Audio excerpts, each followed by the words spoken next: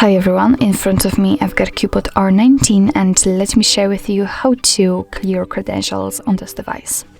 So first of all we have to enter the settings, and now let's find the security and location.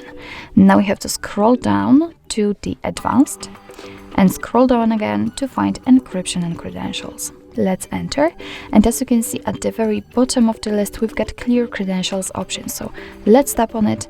Your device will ask you if you really want to remove all the contents, so let's tap on OK.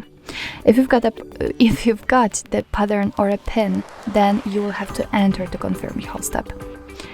And as you can see, we've got the information that the credential storage has been raised successfully. So actually this is it. This is how to remove credentials in your CUBOT R19. Thank you so much for watching. I hope that this video was helpful, and if it was, please hit the subscribe button and leave the thumbs up.